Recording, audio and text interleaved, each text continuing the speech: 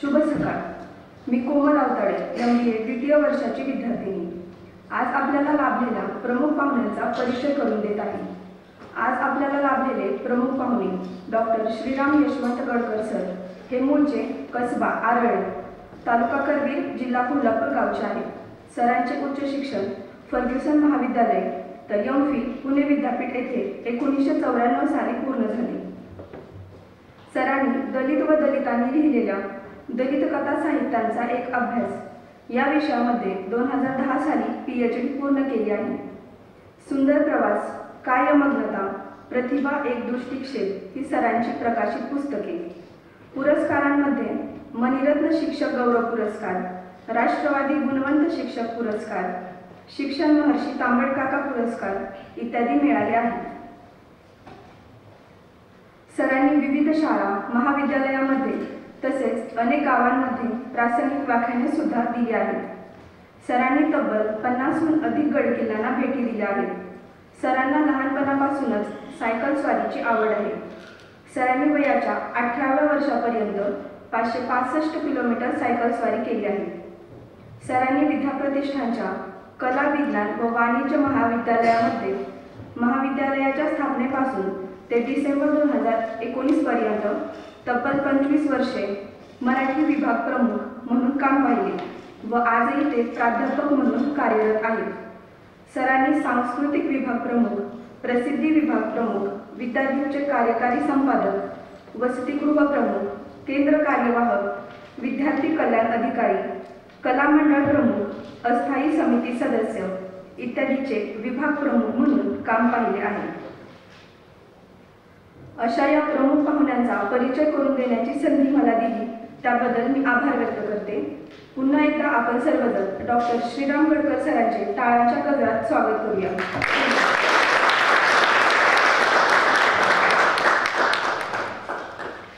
धन्यवाद कोमल. आता आपण सर्वजण सरांचे विचार ऐकण्याची आतुरतेने वाट पाहता.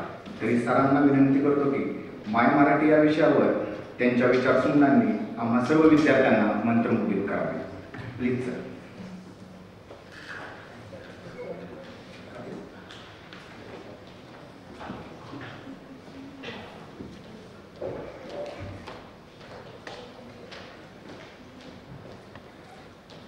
कोमलनं माझा खूप छान परिचय करून दिला आणि सरांनी असं सांगितलं की ब्रीफिंग मॅडमने केलं. बायोडाटा मोठा होता आणि काल जगताप सर मला 11th असं म्हणत होते की तो छोटा करून द्या.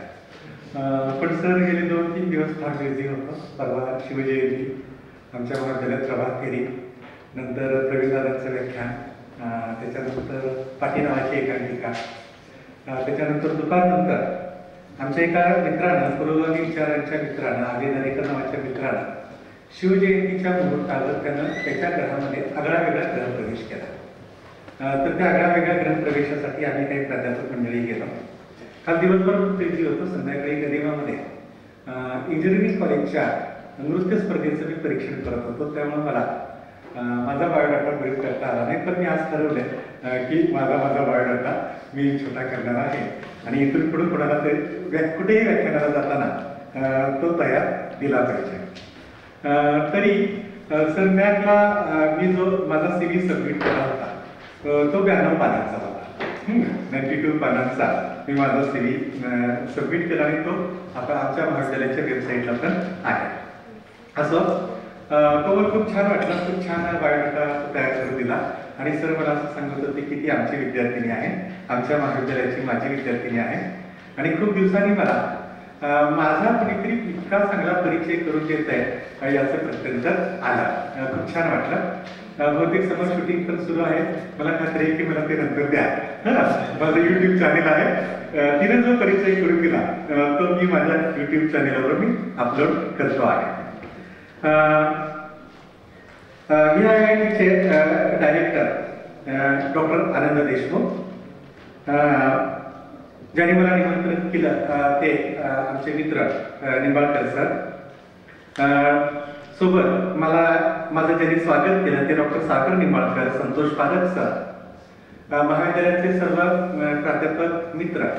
तुमच्या सगळ्यांची नावं मला माहीत नाही त्यामुळे मी आता घेत नाही, पण तुम्ही सगळे प्राध्यापक मित्र आणि या सभागृहामध्ये उपस्थित असलेल्या जागतिक मातृभाषा दिनाच्या निमित्तानं VIIT हा जो कार्यक्रम आयोजित केला आहे, हे जे व्याख्यान आयोजित केलंय, या व्याख्यानासाठी उपस्थित असलेल्या माझ्या मित्रमैत्रिणी,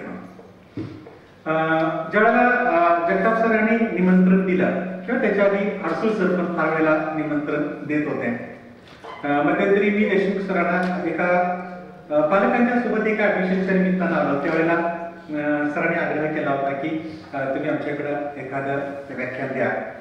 तर असं अनेक वेळेला तो चाललं होतं की व्याख्यान इथं देऊ, व्याख्यान इथं आयोजित करू, असा तो प्रयोग चाललेला होता. पण या निमित्तानं ते राहून गेला. एकदा जगताप सरांनी मला 12 जानेवारीला बोलवलं होतं आणि विषय होता स्वामी विवेकानंद आणि राजमाता जिजाऊ. पण त्यावेळेला मी असं म्हणालो की ही दोन्ही चरित्र मला त्रुटक माहित आहे, पण मी अखंडपणानं कुठलंही चरित्र वाचलेलं नाही आणि त्यामुळे या दोनही व्यक्तिमत्वांवर बोलण्याचा मला नैतिक अधिकार नाही. मला माफ करा, मी नंतर कधीतरी माझा जो विषय तयार आहे त्या विषयावर बोलण्यासाठी येईल किंवा स्वामी विवेकानंद आणि राजमाता जिजाऊ या विषयावर बोलण्यासाठी मी नंतर कधीतरी येईल. पण मी तोपर्यंत मी सगळं त्याचा अभ्यास केलेला असेल, त्याचं चरित्र सगळं व्यवस्थितरित्या मी समजून घेतलेलं असेल, मी त्याचं आकलन, त्याचा आस्वाद आणि त्याचं मूल्यमापन व्यवस्थितरित्या करून मी तुमच्या समोर येईल अशा प्रकारचं ते मी अभिवाचन दिलेलं होतं. सर, VIIT मध्ये येणं आणि या सभागृहात बोलणं हे वक्त्यासाठी पर्वणी असते आणि या पर्वणीची वाट गेल्या 25 वर्षांपासून मी बघत होतो. या सभागृहामध्ये मी अनेक वेळेला साहेबांना ऐकले, त्यांची भाषण ऐकले, छोटे मोठे जे साहेब VIP असतात, काही प्रमुख अतिथी असतात, त्यांच्यासोबत अनौपचारिक सुसंवाद असा समोर बसून ऐकलेला आहे. पण मला आज स्टेजवर माय मराठीच्या निमित्तानं, जागतिक मातृभाषा दिनाच्या निमित्तानं स्टेजवर पहिल्यांदा बसायला मिळालं आणि आज तुमच्या समोर पहिल्यांदा या स्टेजवरनं बोलायला मिळालं. आमच्या कॉलेजमध्ये अनेक इतर कार्यक्रम झाले, पण सारी सूत्रसंचालनाची सुद्धा मला संधी मिळाली नव्हती. पण आज मात्र तुम्ही मला ती संधी दिली, तो सन्मान दिला, त्याबद्दल आमचे मित्र संजय निंबाळकर, पारख सर, संजय जगताप आणि देशमुख सर, VIT चे संचालक आणि आपण सर्वांच्या बद्दल मी अगदी सुरुवातीला कृतज्ञता व्यक्त करतो आणि मी माझ्या विवेचनाला प्रारंभ करतो. तुमच्या चेहऱ्यांकडे मी बघत राहतो बरं का, सगळी मुलं तुमच्या सगळ्यांच्या चेहऱ्यांकडे मी बघत राहतो. सुटाफुटात आहात, खूप छान दिसताय तुम्ही बरं का. तुम्ही ज्यावेळेला बाहेर फिरता त्यावेळेला ते तुमचा अभिमान वाटतो, तुमचा हेवा वाटतो की आमच्या विद्यार्थी तसेच आम्हाला असं सूटबूट परिधान करून वापरता आलं नाही. आणि त्यामुळे सर अजूनमधून ज्यावेळेला सुटाफुटात आपण वावरतो त्यावेळेला थोडंसं अवघडल्यासारखं वाटतं किंवा आणखी कधीतरी काहीतरी. इतर वेळेला जॅकेटमध्ये व्याख्यानाला जातो, पण जरा उन्हाचा तडाखा वाढल्यामुळं मी ते पण आज कॅन्सल केलं जॅकेट घातल्याने. पण इतर वेळेला लक्षात आलं की आपण AC हॉलमध्ये जाणार होतो, तर आपण नेहमीच आपलं जॅकेट परिधान करून आपण जायला हवं होता. मुद्दा असा की मित्रांनी मैत्रिणींनो, तुम्ही खूप छान दिसताय, सूटबूट परिधान केलेलं आहे आणि डॉक्टर बाबासाहेब आंबेडकरांचे जर सगळे तुम्ही पुतळे बघितले आणि सगळी जर छायाचित्र तुम्ही त्यांची बघितली तर विद्यार्थी दशेपासून ते सतत सुटाफुटा आहेत. तुम्हाला भविष्यात डॉक्टर बाबासाहेब आंबेडकरांसारखं, महात्मा ज्योतिराव फुले यांच्यासारखं, राजर्षी शाहू छत्रपती यांच्यासारखं, गाडगे बाबासारखं, कर्मवीर भाऊराव पाटील यांच्यासारखं, राष्ट्रसंत तुकडोजी महाराज यांच्यासारखं, त्याच्या आधी छत्रपती शिवाजी महाराज आणि संभाजी महाराज. आणि आता मी सरांना बोलताना सांगितलं की आज माय मराठीच्या निमित्तानं मी वारकरी संप्रदायावर फोकस करणार आहे. तेवढाच जो कालखंड आहे तेवढ्याच कालखंडावर मी तुमच्याशी बोलणार आहे.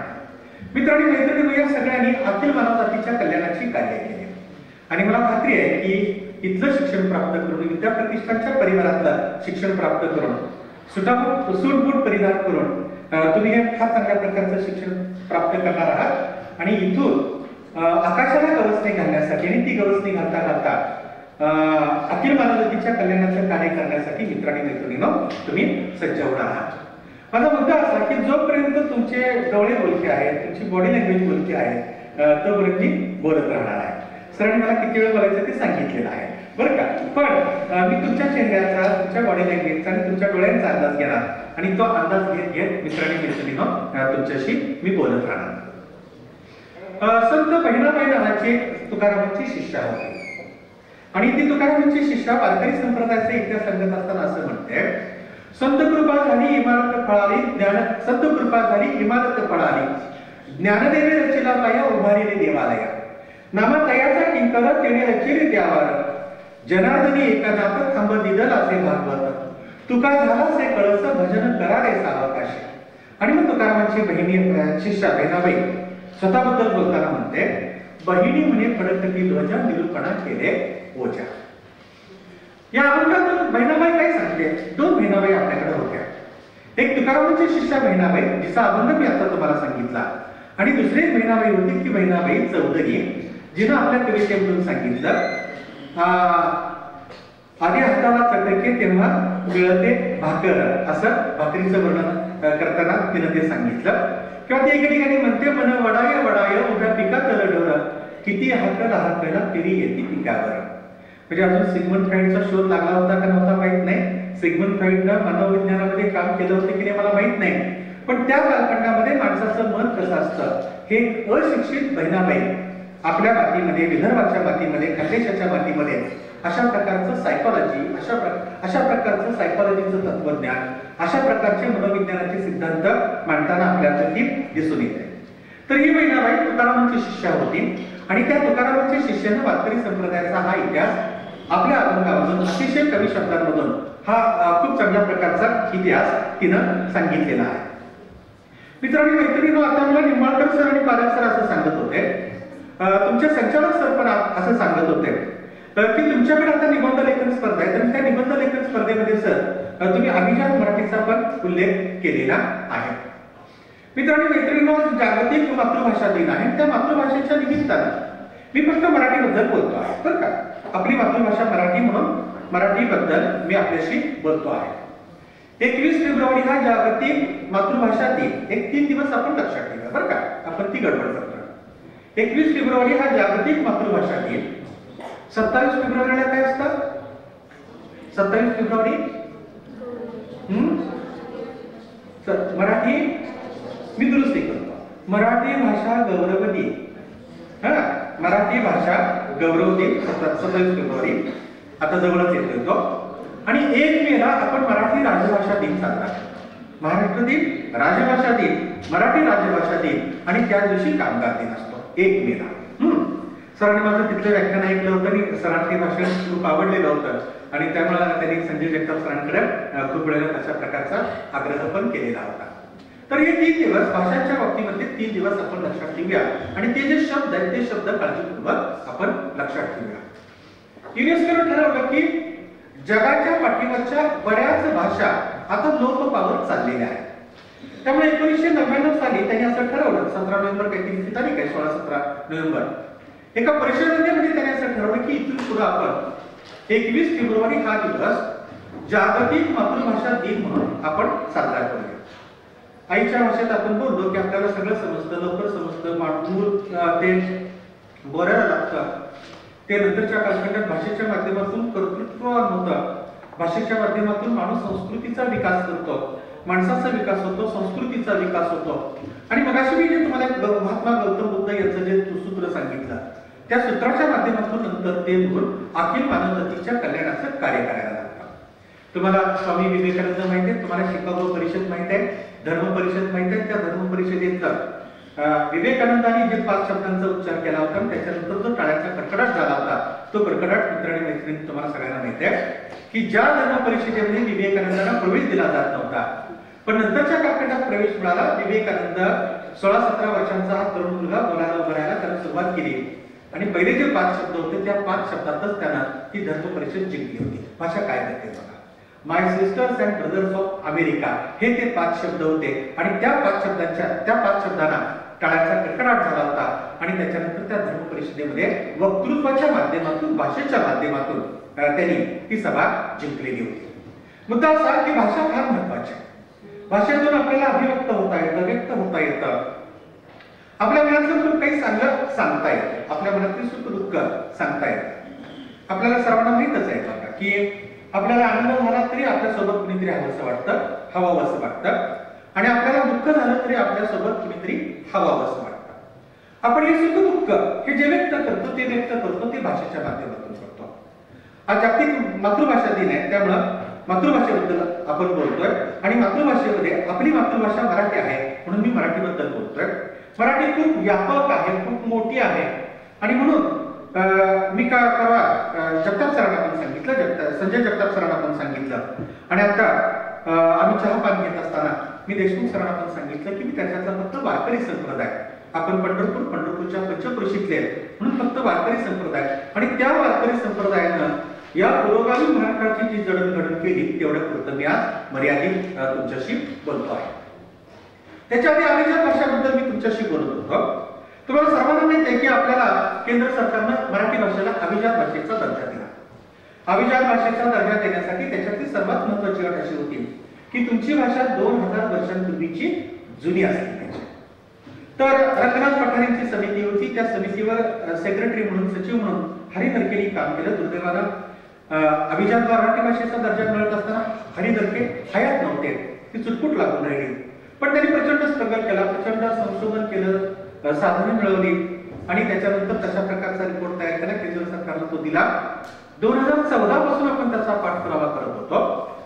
तो जो पाठपुरावा करणारी जी अनेक कागदपत्र आहेत त्या कागदपत्रांमध्ये मी सुद्धा 1-2-2.5 हजार विद्यार्थ्यांच्या सह्या घेऊन साहित्य अकादमीकडे पाठवलेल्या होत्या. कॉलेजमध्ये ती मोहीम राबवली होती. घरनं सह्या आणा, आईवडिलांच्या आणा, आजी आजोबांच्या आणा, अशा प्रकारची ती मोहीम केलेली होती. माझा मुद्दा असा होता की त्याच्यात तुमची भाषा 2000 वर्षांपूर्वीची असली पाहिजे आणि 2000 वर्षांपूर्वी तुमच्या भाषेमध्ये काही साहित्य कृतींची निर्मिती असलेली पाहिजे, काही स्क्रिप्ट सापडली पाहिजे, काही सापडलं पाहिजे.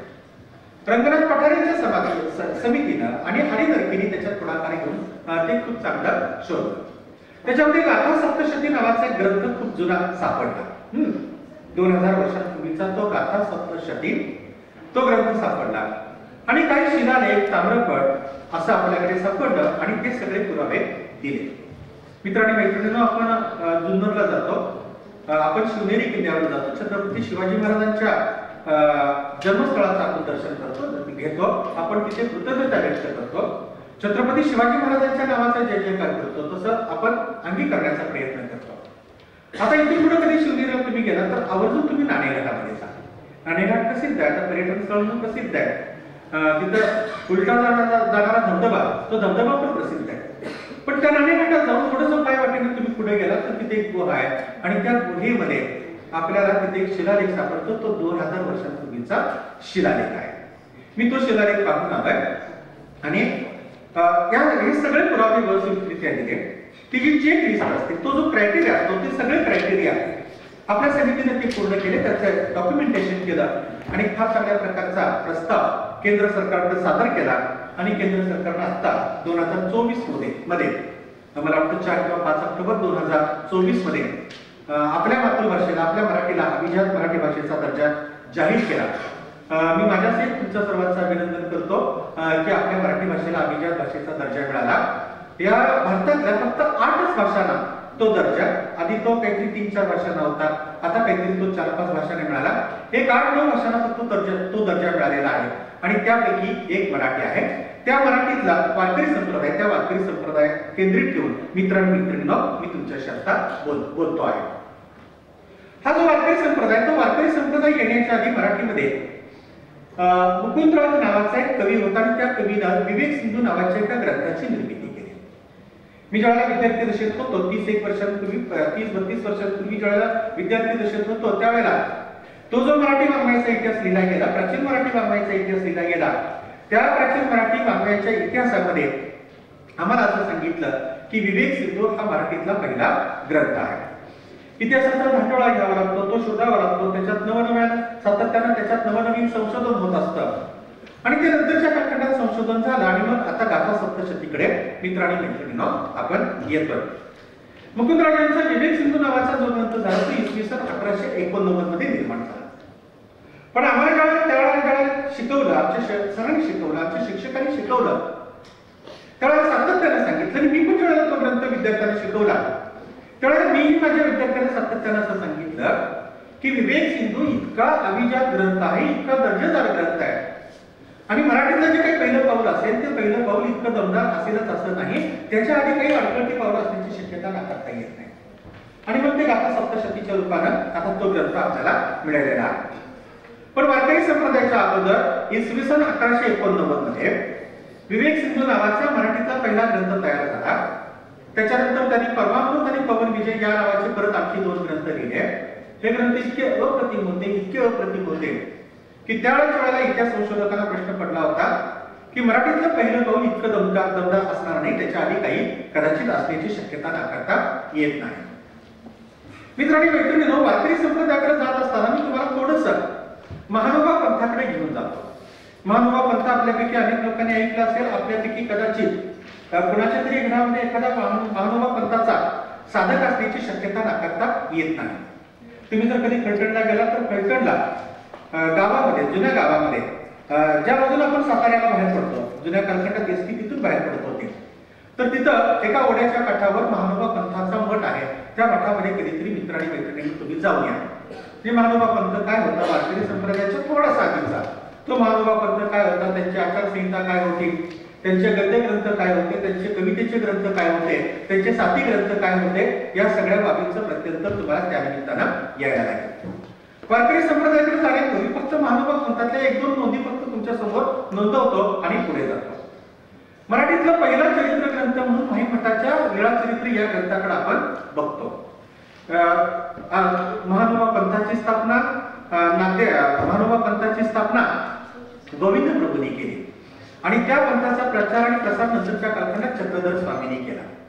तर त्या चक्रधर स्वामींचं चरित्र लिहिणारा मराठीतला पहिला गद्य ग्रंथ आणि मराठीतला पहिला चरित्र ग्रंथ महिमठ नावाचा एक साधक होता. त्या साधकानं या ग्रंथाची निर्मिती केली, मराठीतला पहिला गद्य ग्रंथ म्हणून. तुमच्यापैकी जर कोणी एमपीएससी करणार असेल, यूपीएससी करणार असेल, स्पर्धा परीक्षा करणार असेल, तर मराठीतला पहिला चरित्र ग्रंथ कोणता, मराठीतला पहिला गद्य ग्रंथ कोणता, तर लीळाचरित्र नावाचा हा जो ग्रंथ आहे तो ग्रंथ मित्रांनी मैत्रिणींनो लक्षात ठेवा. या गद्य ग्रंथाबद्दल फार विस्ताराने बोलता येईल, मला तो खूप आवडतो, त्याच्याबद्दल खूप बोलता येतं. त्याच्यात इतक्या भन्नाट छोट्या मोठ्या इतक्या बारीक बाबी आपल्या प्रभूंच्या बद्दल, आपल्या प्रचारक आणि प्रसारकाबद्दल या लोकांनी केलेलं आहे. आणि सर संशोधनाची धाटणी कशी असावी हे सगळं आपल्याला त्या ग्रंथाच्या माध्यमातून बघायला मिळतं. वृत्तीपूर वर्णन आहे, आणखी काही त्यांचे गद्य ग्रंथ आहेत. याच दरम्यान मराठीतली पहिली कवयित्री जन्म घेते, तिचं नाव महदंबा. तिनं धवळ्यांची निर्मिती केली. धवळे म्हणजे लग्नात गावयाचे वरविषयक गीत. आता आपली सगळी लग्न मंगल कार्यालयात होतात, तिकडे होतात, पण जुन्या कालखंडामध्ये लग्न दारात होत होती, गल्लीत होत होती, मंदिरात होत होती. 2-3 दिवसांची ती लग्न होत होती. आणि त्या कालखंडात आजच्यासारखं कोणत्याही प्रकारची साऊंड सिस्टीम नव्हतं, डीजे नव्हता, डॉल्बी नव्हता, कराओके काहीतरी आले तसलं काही नव्हतं, इव्हेंट्स नव्हते. आणि त्या कालखंडात मग त्या लोकगीतांच्या माध्यमातून नवऱ्याचं कौतुक केलं जायचं आणि नवरीचं कौतुक केलं जायचं, तिच्या आईवडिलांचं कौतुक केलं जायचं, तिच्या म्हणजे दोघांच्या पण आई वडिलांचं, दोघांच्या आजी आजोबांचं कौतुक केलं जात होतं. आता अशी काही लग्नात गावायची काही गीतं होती. त्याच्यात धवळे हे फक्त वराचंच कौतुक करणारी ती जी गीतं होती. मराठीतली ही पहिली कवयित्री, महानुभाव पंथातली ही पहिली कवयित्री. त्या लीळाचरित्रामध्ये महदंबेबद्दल पण खूप काही चांगल्या प्रकारचं लेखन, तिचं खूप चांगलं कौतुक केलेलं आहे. ती इतरांच्या पेक्षा वयाने मोठी आहे पण ती साधक आहे. इतरांपेक्षा वयाने ती मोठी आहे पण ती साधक आहे. आणि त्यामुळं त्या लीळाचरित्रामध्ये एके ठिकाणी महिमठ असं लिहितो, म्हातारी येत काही पुसतची असेल, असं तो एके ठिकाणी लिहितो.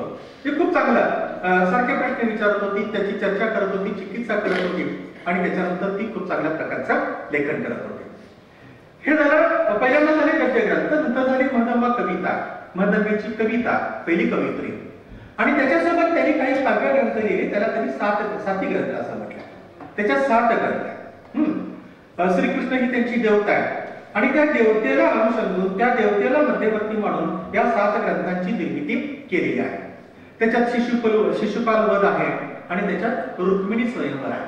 रुक्मिणी स्वयंवर मित्रांनी मैत्रिणींनो हा ग्रंथ जर तुम्ही कधी काळजीपूर्वक वाचला तर तो किती ग्रेट आहे त्याचं प्रत्यंतर त्या ग्रंथामध्ये यायला लागतं. म्हणजे मी वर्गात शिकवताना ते फार खुलून शिकवतो, पण फक्त आता जाताना त्याचा फक्त मी बोलत असताना फक्त त्या ग्रंथाचा उल्लेख करतो.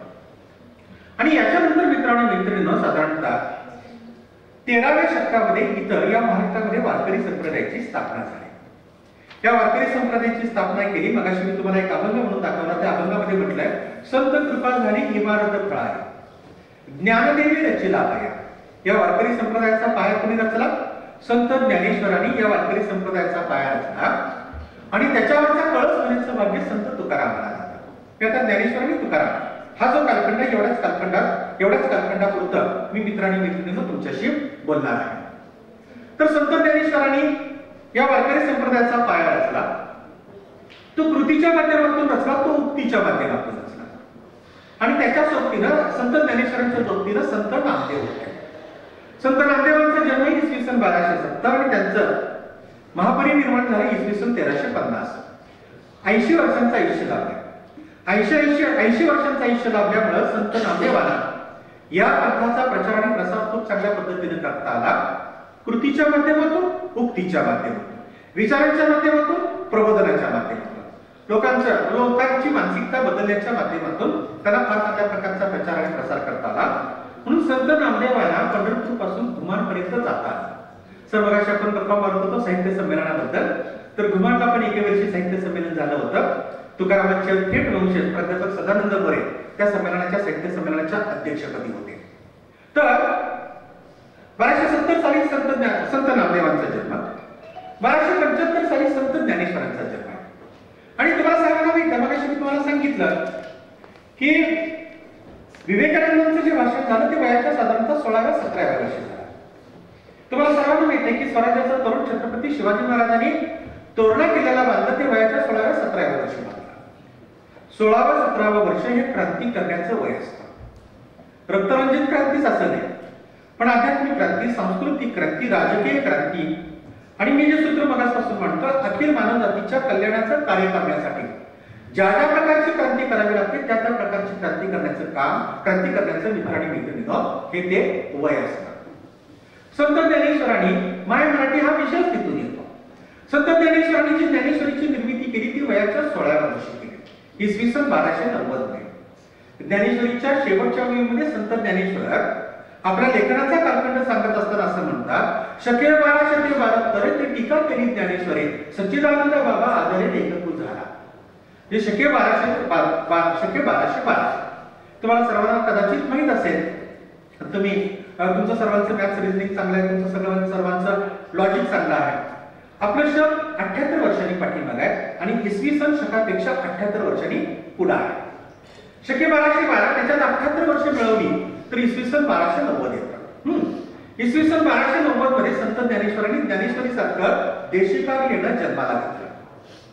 देशमुख सर, मी ज्यावेळेला विचार करतो, निंबाळकर सर, मी ज्यावेळेला ज्ञानेश्वरीचा विचार करतो, मी ज्यावेळेला ज्ञानेश्वरी हातात घेतो, माझे आई वडील दोघे पण वारकरी, त्यामुळे आमच्या घरात ज्ञानेश्वरी आहे, आमच्या घरात तुकारामांची गाथा आहे, संत नामदेवांची गाथा आहे, एकनाथी भागवत पण आमच्याकडे आहे.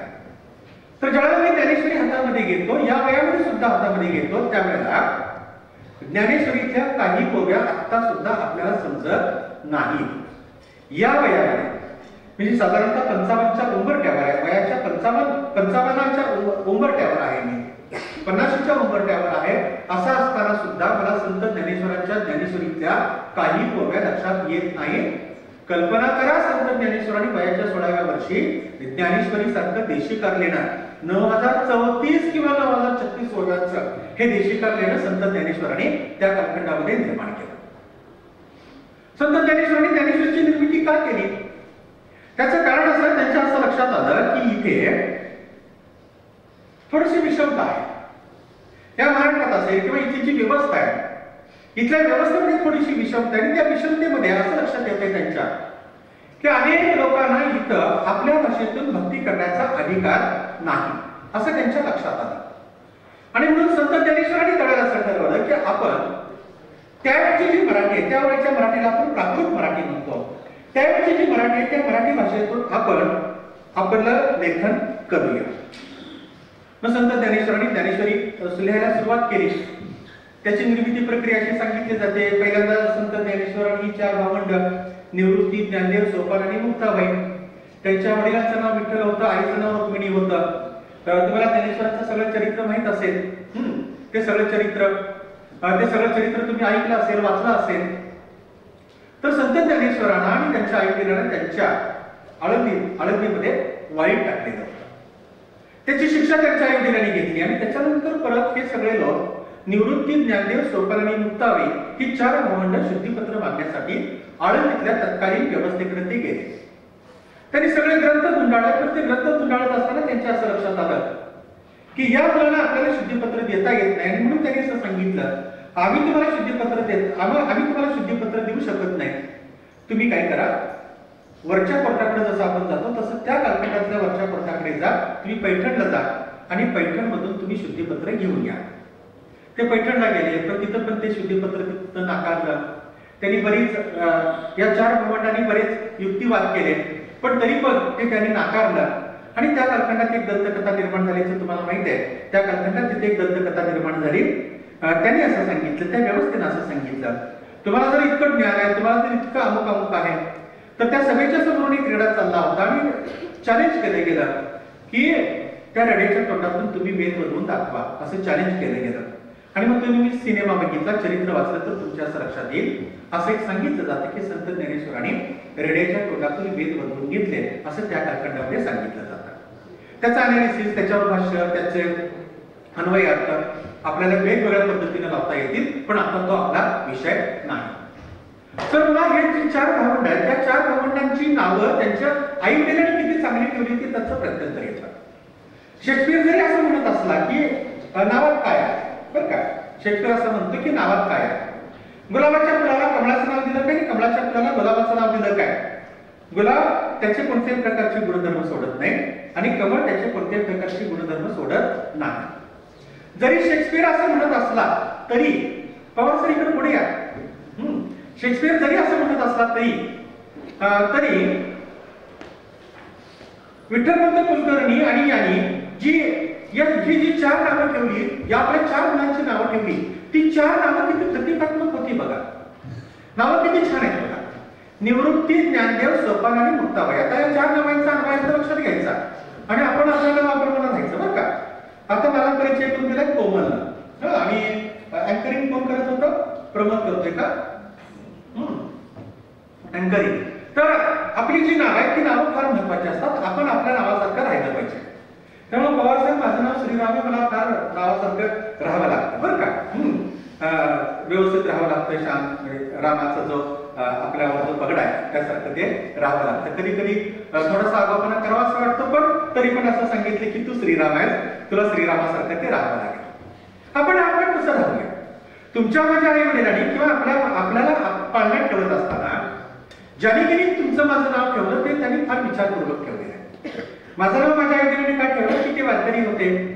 जर आपण राम नाव ठेवलं, श्रीराम नाव ठेवलं, तर याला बोलवता देवाचं नाव तोंडात दिलं. त्यानिमित्तानं रामकृष्ण हरी हा जो वारकरी संप्रदायाचा गजर आहे, तो गजर आपल्याला सातत्यानं करता येईल. या भूमिकेतून त्यांनी माझं नाव असं ठेवलं. ही जी नावं होती, निवृत्ती, ज्ञानदेव, सोपान आणि मुक्ताबाई, त्याच्या पाठीमागं तत्वज्ञान आहे. फार चांगल्या प्रकारचं तत्वज्ञान आहे. काय तत्वज्ञान आहे मित्रांनी, मैत्रिणींनो, ज्यावेळेला माणूस संसारातून निवृत्त होतो त्यावेळेला त्याला ज्ञान प्राप्ती होते. संसारातून निवृत्त म्हणजे सेवेतून निवृत्ती नाही बरं का. संसारातून निवृत्त याचा अर्थ काय, सर्व संग परित्याग. मी आता घर सोडतो, दार सोडतो, सगळं सोडतो आणि मी कुठेतरी हिमालयात जातो, साधना करतो, तपश्चर्या करतो, काहीतरी ज्ञान प्राप्त करतो. ते ज्ञान प्राप्त करून, जसं गौतम बुद्धांना ज्ञान प्राप्त झालं, ते ज्ञान प्राप्त झाल्यानंतर अखिल मानवतेच्या कल्याणासाठी नंतरच्या कालखंडामध्ये त्यांनी परिक्रमा करायला सुरुवात केली. तसं काहीतरी करतो. संसारातून निवृत्त झाल्यानंतर ज्ञान प्राप्ती होते आणि मुक्तीचा मार्ग म्हणजे सोपान मार्ग. कशातून मुक्ती? मुक्ती जन्म मरणाच्या फेऱ्यातून मुक्ती.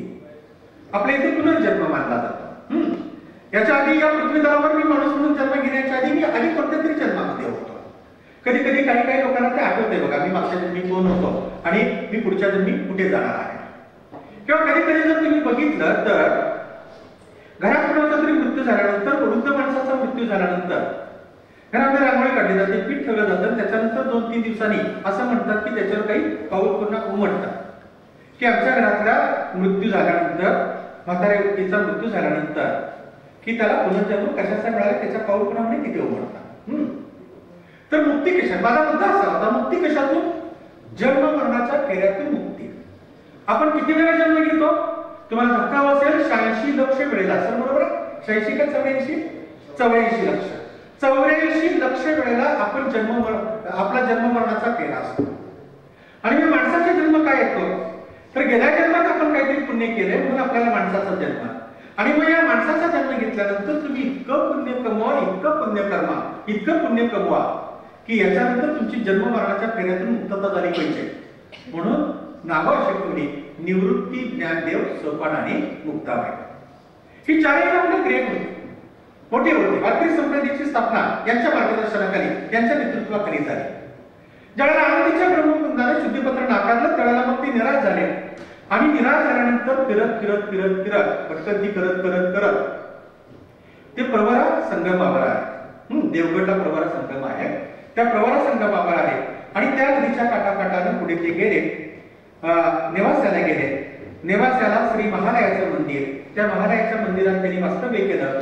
आणि मग आता नेमकं काय करायचं असा विचार या भावंडांनी केला. आणि मग निवृत्तीनाथ हे संत नामदेव, संत ज्ञानेश्वरांचे गुरु होते. गुरुनं सांगितलं, मोठ्या बाबांनी सांगितलं की बाबा रे, आता तू काहीतरी लेखन कर. आपल्याला शुद्धीपत्र नाकारलंय तर आपल्याला काहीतरी केलं पाहिजे. आणि म्हणून मग त्यांनी सांगितलं की काहीतरी लेखन कर. तर लेखन कर, तर कशावर लेखन कर, तर मग भगवद्गीता घे, भगवद्गीतेवर तू भाष्य कर. मित्रांनी मैत्रिणींनो, संत ज्ञानेश्वरांची ज्ञानेश्वरी म्हणजे की भगवद्गीता, श्रीकृष्णाने अर्जुनाला सांगितलेली जी भगवद्गीता आहे, कुरुक्षेत्रावर सांगितलेली भगवद्गीता आहे, प्रत्यक्ष युद्धभूमीवर सांगितलेली जी भगवद्गीता आहे, ती भगवद्गीता, त्या भगवद्गीतेवर तू भाष्य कर असं सांगितलं. त्यामुळे भगवद्गीतेच्या 18 अध्याय, त्यांचे 700 श्लोक, त्यांचा कोणत्याही प्रकारचा क्रम न बदलता संत ज्ञानेश्वरांनी ज्ञानेश्वरी सारखं देशी कार्यानं वयाच्या 16व्या वर्षी निर्माण केलं. वयाच्या 16व्या वर्षी आपल्याला भगवद्गीता वाचता येते का बघा. तर मगाशी मी माझ्या रेसिडेन्शियल पब्लिक स्कूलचा उल्लेख करत होतो.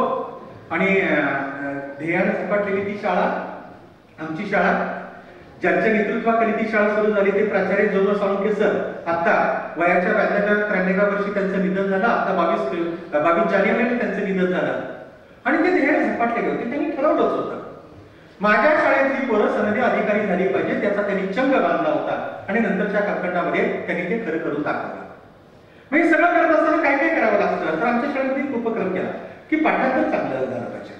आणि म्हणून आमच्या शाळेनं आमच्या प्रत्येक वर्गाला एक एक भगवद्गीतेचा श्लोक, एक एक भगवद्गीतेचा अध्याय दिला होता. माझ्या बॅचला 7वा अध्याय आला होता आणि तो सगळा अध्याय आम्ही तो पाठ केलेला होता. मित्रांनी मैत्रिणींनो, वयाच्या 16व्या वर्षी आपल्याला भगवद्गीतेचा एखादा श्लोक वाचता येत नाही, पण संत ज्ञानेश्वरांनी भगवद्गीतेवर भाष्य केलं म्हणजे त्याचा अभ्यास त्यांनी किती आधीपासून करून ठेवलेला होता. भगवद्गीतेचा पहिला श्लोक तुम्हाला माहित आहे, धर्मक्षेत्रे कुरुक्षेत्रे समवेता युत्सवा मामका पांडवाश्चैव किम कुर्वत संजय. महाभारत मध्यंतरी झालं, त्याच्यात तो श्लोक येत होता. हे सगळं तुम्ही मित्रांनी मैत्रिणींनो ते सगळं बघितलं. माझा मुद्दा असा होता की संस्कृत होतं, अवघड होतं. आणि वयाच्या 16व्या वर्षी संत ज्ञानेश्वरांनी त्याच्यावर फार चांगल्या प्रकारचं भाष्य केलं. ज्ञानेश्वरीची पहिली ओवी आहे, मगाशी मी तुम्हाला शेवटची ओवी सांगितली. ज्ञानेश्वरीची पहिली ओवी आहे, ओम नमो जे अध्याय वेद प्रतिपाद्या जय जय स्व सभ्यद्या आत्मरूपा. परमात्म्याला संत ज्ञानेश्वर वंदन करतात आणि हे सगळं सुरू करतात. कधी कधी प्रश्न पडतो की संत ज्ञानेश्वरांनी एवढं कसं काय सुचलं असेल, तर मधून ते लेखन करतात. भाष्यकारात ते वाटत असतो. म्हणजे इथले जे 4 वेद होते, 6 शास्त्र होती, 18 पुराण होती, काही स्मृती होत्या, हे सगळं त्यांनी अभ्यास केलं होतं. मुळात त्यांचे वडील अभ्यासक होते. या सगळ्या शास्त्रांचा, धर्मग्रंथांचा त्यांनी अभ्यास केलेला होता. बाळपणी त्यांना मिळालेलं होतं. त्यामुळे त्यांनी फार पटकन, फार गतीनं भगवद्गीतेवर भाष्य केलं आणि ज्ञानेश्वरी सारखं देशी कार्य निर्माण केलं. आपण बऱ्याच वेळेला आता आमच्या विद्यापीठाला, आपल्या विद्यापीठाला असं सावित्रीबाई पुणे विद्यापीठ असं नाव दिलंय. त्यामुळे आपण सावित्रीबाईंच्या प्रतिमेचं पूजन करतो. पण त्याच्या आधी सरस्वतीचं आपण पूजन करत होतो. ते पूजन करत असताना संत ज्ञानेश्वर या सरस्वतीचं फार चांगल्या प्रकारचं वर्णन पहिल्या अध्यायात एके ठिकाणी करतात. आता अभिनव वाग विलासिनी ते चातुर्य कळा कामिनी ते शारदा विश्व मोहिनी नमिनी या प्रतिमाचं ते वर्णन करतात. या शारदेचं, या सरस्वतीचं फार चांगल्या प्रकारचं ते वर्णन करतात. तुम्हाला सर्वांना माहित आहे की मराठी भाषेचं फार चांगल्या प्रकारचं वर्णन त्यांनी केलेलं आहे. आता अँकर कोण करत होता? अँकरिंग करणाऱ्या मुलाचं नाव काय? प्रमोद अँकरिंग करत होता. आणि प्रमोदने अँकरिंग करत असताना त्यानं मराठी भाषेचं कौतुक करणाऱ्या एका काव्यपंक्तीला सुरुवात केली. लाभले आम्हास भाग्य बोलतो मराठी, जाहलो खरेचं धन्य जगतो मराठी अशा प्रकारची सुरेश भटांची ती काव्यपंक्ती आहे. संत ज्ञानेश्वरीमध्ये मराठी भाषेचं कौतुक केलेलं आहे. माझा मराठीची बाजू कौतुके परी अमृतातही पैजा जिंके ऐसी अक्षरे रसिके मिळविन अशा प्रकारचं अभिवचन संत ज्ञानेश्वरांनी आपल्या ज्ञानेश्वरीमध्ये दिलेलं आहे. जसं मराठी भाषेचं कौतुक करतात तसं ते कवितेचं कौतुक करतात. वाचे वर्णे कवित्व कवित्वी वर्णे रसिकत्व रसिकत्वी परतत्व स्पर्श जायचा. काय अप्रतिमच नाही बघा. वाचे वर्णे कवित्व तोंडातून कविता निर्माण होणार आहे. नंतर संत तुकारामांकडे मी येणार आहे समारोप करत असताना. त्याला संत तुकारामाने विचारलं कोणीतरी की तुम्ही कविता कशी करता. तर त्याचं उत्तर देताना संत तुकारामाने असं सांगितलं, नामदेवी केले स्वप्न मागे जागे सवे पांडुरंगे येऊन या. नामदेवी केले स्वप्न मागे जागे सवे पांडुरंगे येऊन या. सांगितले काम करावे कवित्व वाहुगे निमित्त बोलू नये. कविता कशी जन्माला येते, साहित्य कृती कशी जन्माला येते, भाषा कशी विकास करते, भाषा सांस्कृतिक विकास कशी करते. आणि आपण जर ते वाचलं, बाबासाहेब आंबेडकरांचा संदेश आहे, वाचा तर वाचा. 1789 ची फ्रेंच राज्यक्रांती का झाली? त्याचं कारण असं तिथले तरुण वाचत होते. जगाच्या पाठीवर झालेली एकमेव राज्यक्रांती. आणि ती कशाच्या आधारावर झाली? वाचनाच्या आधारावर. असं म्हणतात तिथं रुसू झाला नसता, व्हॉल्टेअर झाला नसता, मॉन्टेस्क्यू झाला नसता तर फ्रेंच राज्यक्रांती झाली नसती. आणि फ्रेंच राज्यक्रांती झाली नसती तर नेपोलियन बोनापार्ट जन्माला आला नसता. आणि नेपोलियन बोनापार्ट जन्माला आला नसता तर जगाला स्वातंत्र्य, समता आणि बंधुत्व ही जी मूल्य आहेत ती मूल्य कदाचित जी गौतम बुद्धाने दिली होती ती मूल्य कदाचित नंतरच्या कालखंडात मिळाली असते. म्हणून मित्रांनी मैत्रिणीनं सतत वाचलं पाहिजे.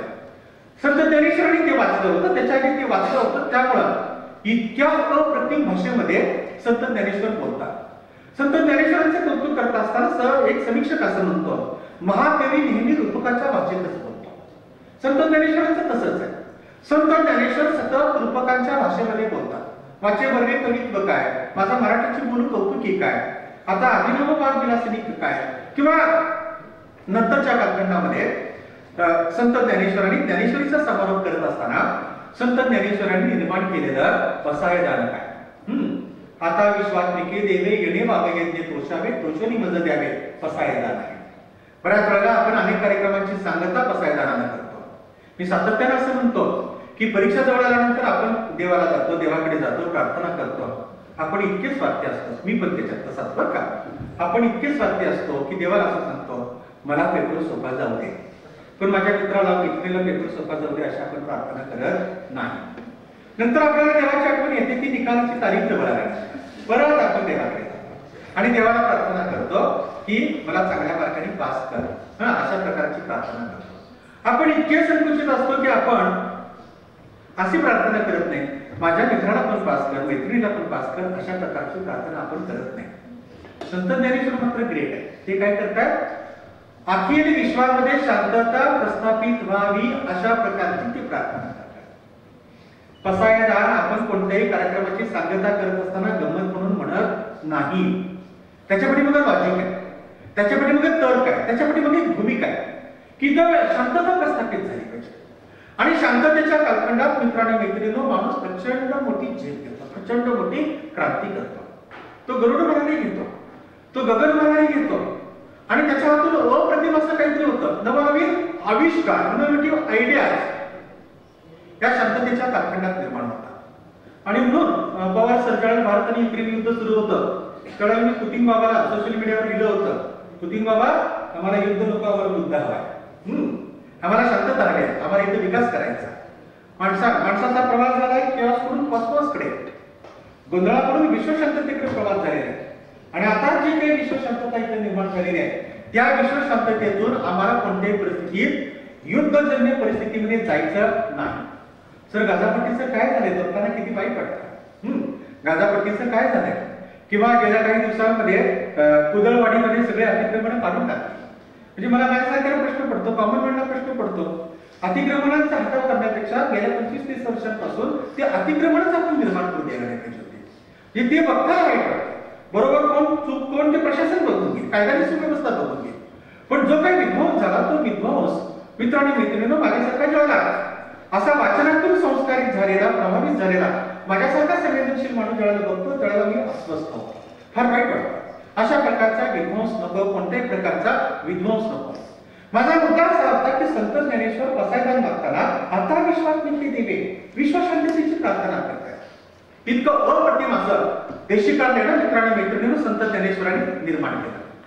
संत ज्ञानेश्वरांनी ज्ञानेश्वरीसारखं देशिकांना निर्माण केलं आणि त्याच्यानंतर त्यांचे मोठे भाऊ त्यांचे गुरु त्यांनी असं सांगितले की बाबा तुम्ही एका ग्रंथावर भाष्य केलं, आता तुम्ही स्वतंत्र ग्रंथ निर्माण करा.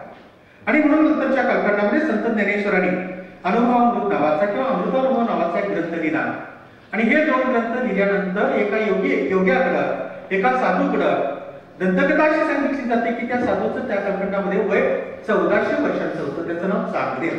आपण सासवडमध्ये गेल्यानंतर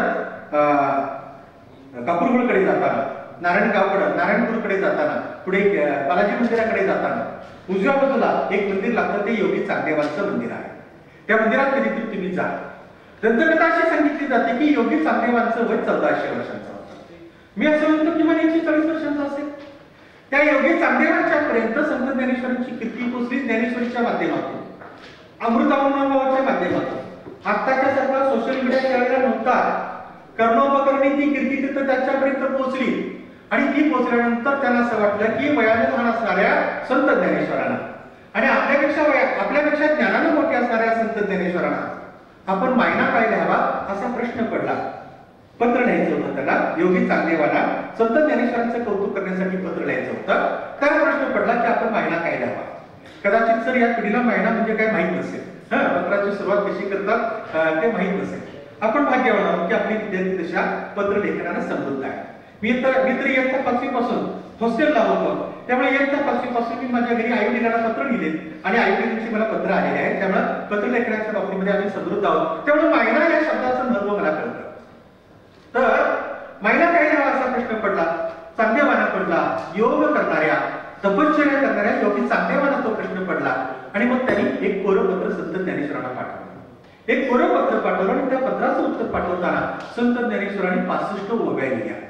आणि त्या 65 ओव्या नंतरच्या कालखंडामध्ये चांगदेव 65 या नावानं प्रसारित झाल्या, ग्रंथ रूपाला त्या प्रसारित झाल्या. म्हणजे कधी कधी सर मला प्रश्न असा पडतो की मला जर एखादं पत्र आलं तर त्याला उत्तर काय द्यावं अशा प्रकारचा प्रश्न पडतो. माझ्याकडे शब्द नसतात, पण एका कोऱ्या पत्राला मात्र त्या कालखंडामध्ये संत ज्ञानेश्वरांनी उत्तर दिलं आणि ते अशा प्रकारचं उत्तर दिलं. 65 ओव्यांमध्ये उत्तर दिलं, एक उत्तर दिलं, एक पत्र लिहिलं. त्या पत्राचं रूपांतर नंतरच्या कालखंडात मित्रांनी मैत्रिणीनं एका ग्रंथामध्ये झाला.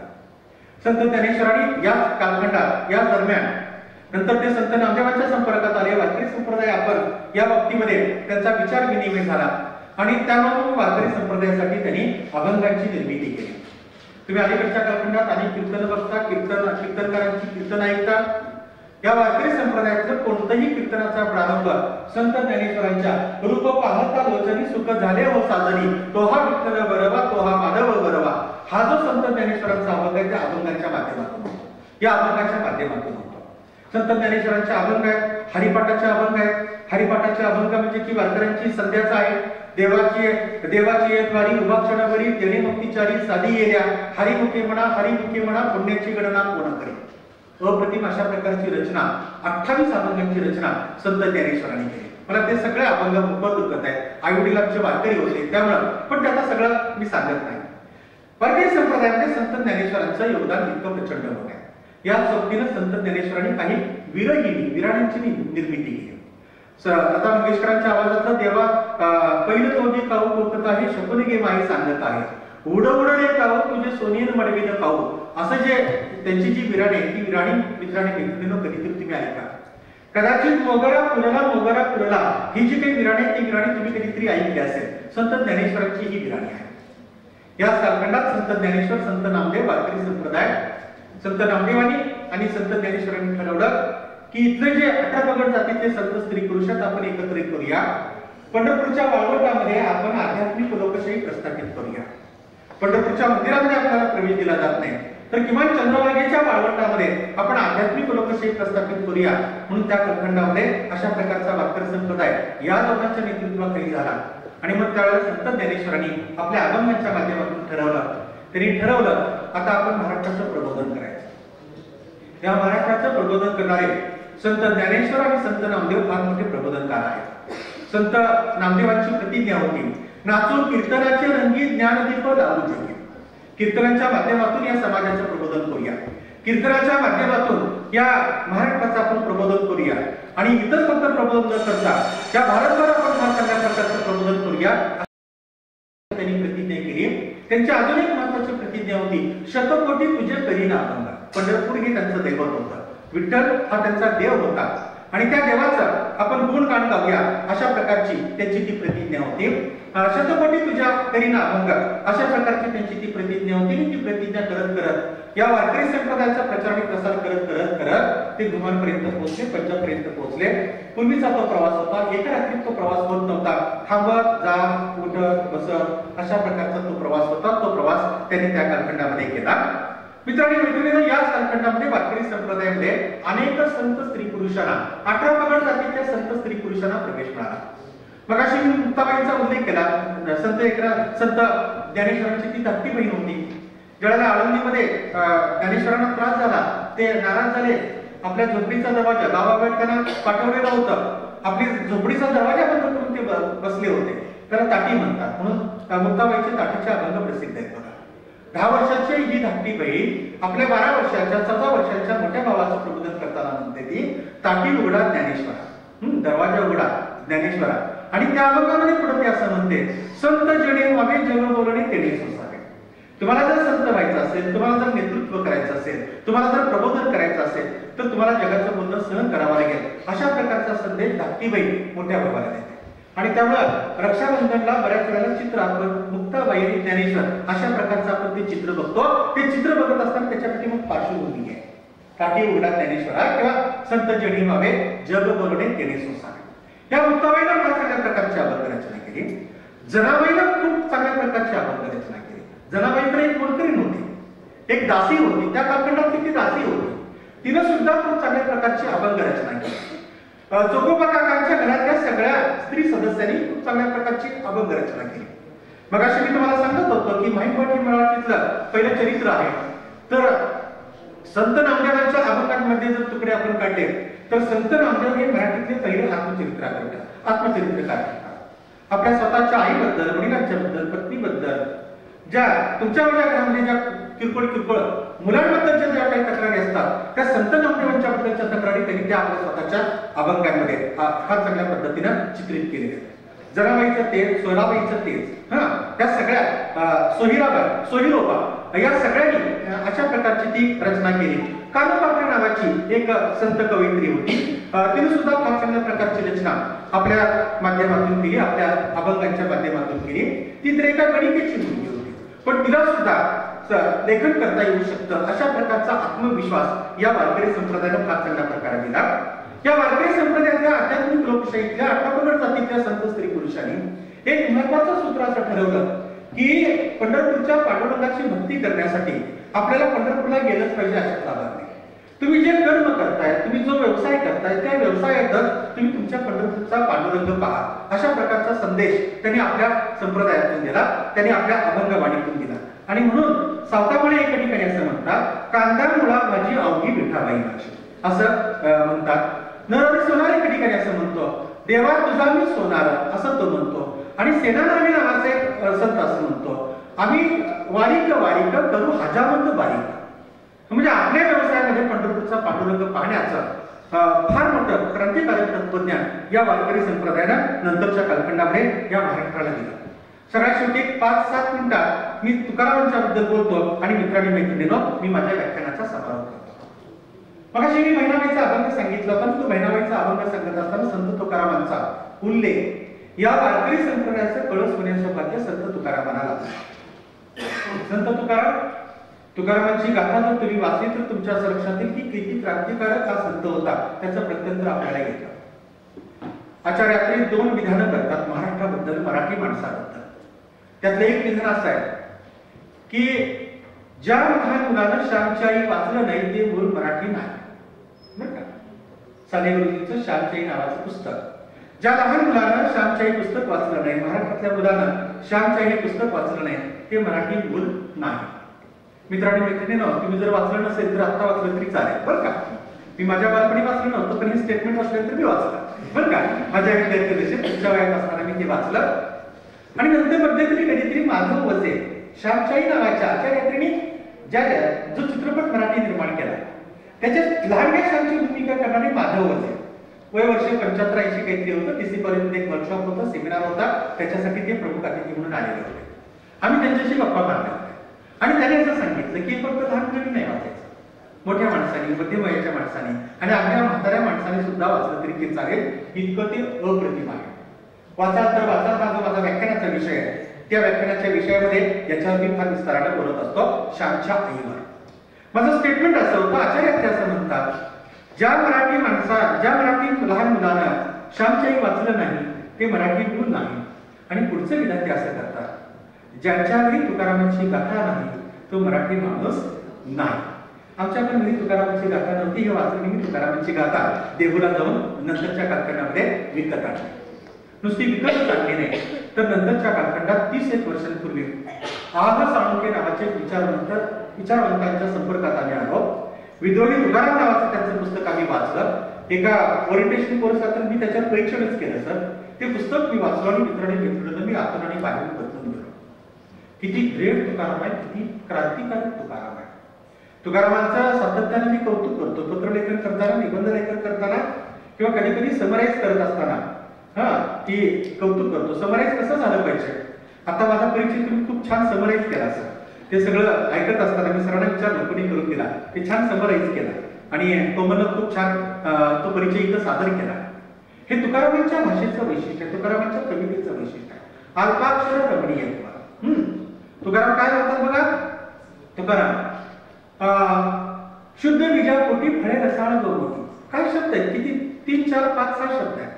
शुद्ध बीजापोटी फळे रसाळ गवती, वृक्ष वल्ल्यामा सोयरे वनचरे, पक्षी सुस्वरे आळवी. किती अप्रतिम असं रचना संत तुकाराम आपल्या कवितेच्या माध्यमातून करतात आणि हा महाराष्ट्र बदलण्याचा प्रयत्न करतात. हा महाराष्ट्र आणि इथला जो समाज आहे त्या समाजामध्ये जनजागृती करण्याचा प्रयत्न करतात की जी संत नामदेवांची प्रतिज्ञा होती, नाचू कीर्तनाचे रंगी ज्ञानदीप लावू केले. संत ज्ञानेश्वरांची भूमिका तीच होती. म्हणून मगाशी मी तुम्हाला सांगितलं की संत तुकाराम आणि संत नामदेव यांच्यामध्ये 150, 200, 250 वर्षांचा अंतर आहे. संत तुकारामांचा आणि छत्रपती शिवाजी महाराजांचा कालखंड एकच आहे आणि एवढा अंतर असताना सुद्धा माझे गुरु कोण तर संत नामदेव, वैचारिक गुरु आहेत. ते दोघे एकमेकांना भेटलेले नाही, पण त्यांच्या अभंगांच्या माध्यमातून ते त्यांना भेटले, त्यांचा प्रभाव त्यांच्यावर पडला आणि म्हणून मी अभंगांची निर्मिती करतो. का करतो त्याचं उत्तर देताना संत तुकाराम काय म्हणतात, नामदेवे गेले स्वप्न माझी जागे, सगळे पांडुरंगे येऊन या, सांगितले काम करावे कवित्व, वावगे निमित्त बोलूया. आपण किती विनाकारण वावग बोलत असतो, विनाकारण काहीतरी बोलत असतो, कुजबुज करत असतो एकमेकांच्या बद्दल. जो आपला मित्र किंवा जी आपली मैत्री इष्ट नाही त्याच्याबद्दल नेमकं आपण जास्त बोलत असतो. जो ऍबसेंट आहे त्याच्याबद्दल किंवा तिच्याबद्दल आपण जास्त बोलत असतो. तुकाराम म्हणतात वावग बोलायचंच नाही. जे काय बोलायचं ते परखड बोलायचं आणि मगापासून मी जे सूत्र सांगतोय की अखिल मानवजातीच्या कल्याणाचंच बोलायचं.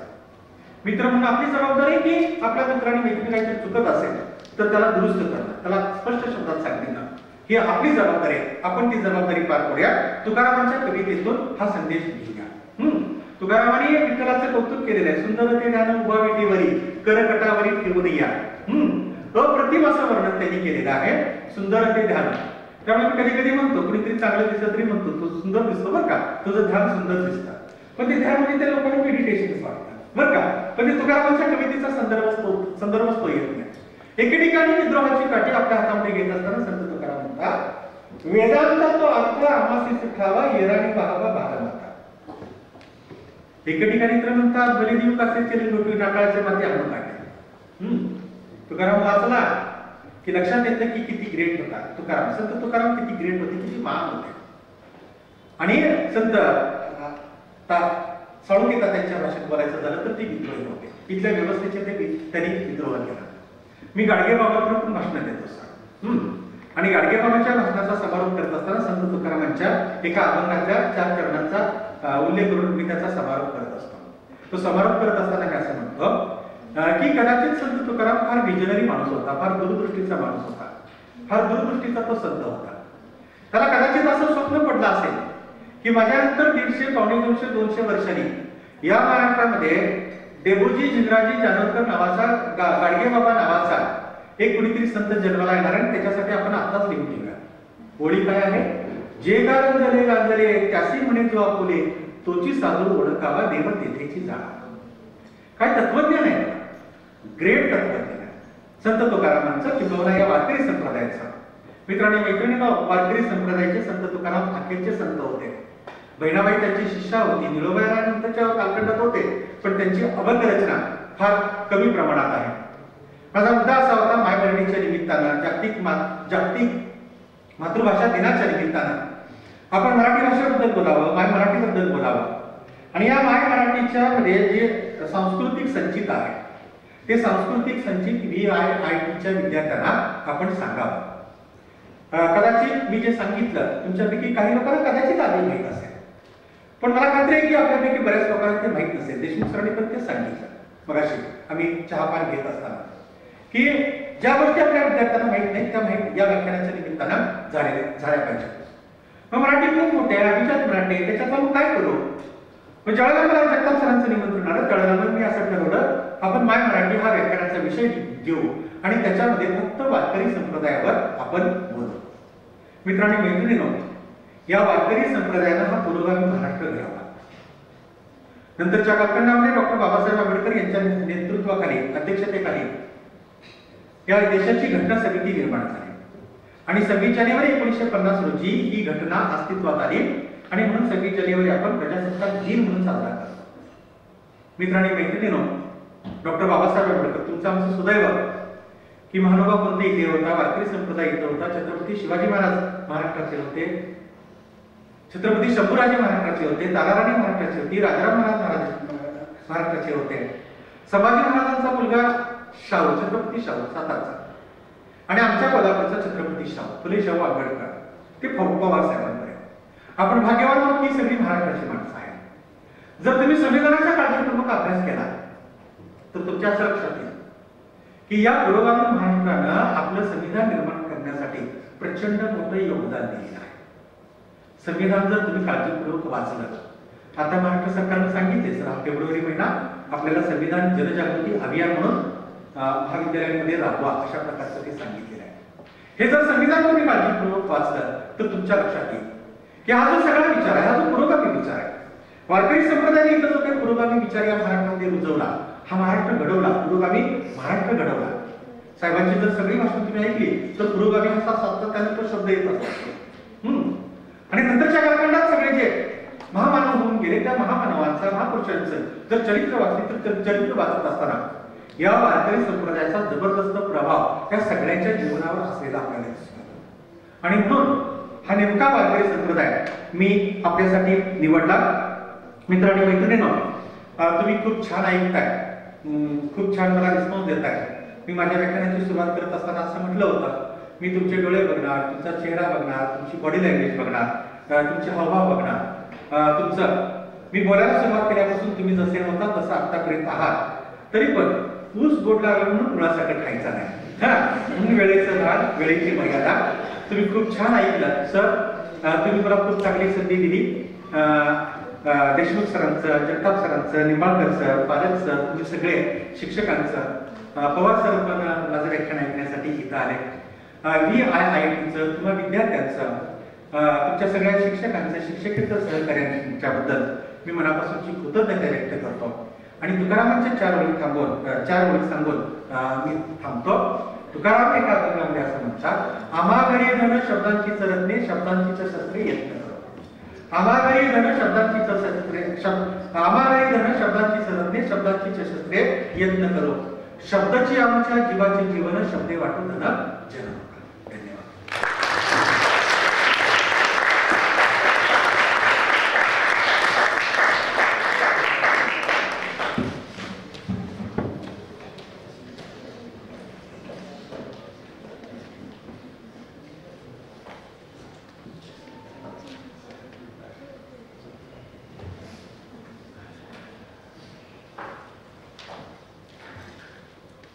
धन्यवाद सर. आपण माय मराठी या विषयाखाली जो वारकरी संप्रदाय सर्व विद्यार्थ्यांना अतिशय खोलामध्ये जाऊन समजून सांगितला. आणि त्याच्यामधून विद्यार्थ्यांना खूप काही शिकायला भेटलं. त्याबद्दल सर आपलं खूप खूप धन्यवाद. अखिल मानवजातीच्या कल्याणासाठी जो काही संदेश दिला तो आम्ही सर्व विद्यार्थी अंगीकृत करू अशी आपल्याला ग्वाही देतो. आणि आता आपण यानंतर कार्यक्रमाच्या शेवटाकडे वळत आहोत. या कार्यक्रमाला उपस्थित डॉक्टर आनंद देशमुख सर तसेच लाभलेल्या व्याख्याते डॉक्टर श्रीराम गडकर सर यांचे मनापासून आभार. तसेच या कार्यक्रमाला उपस्थित सर्व शिक्षक शिक्षकेतर कर्मचारी आणि उपस्थित सर्व विद्यार्थी यांचे मनपूर्वक आभार. आणि हा कार्यक्रम संपला असेल आहे. सर्वांनी ग्रुप फोटोसाठी संपले.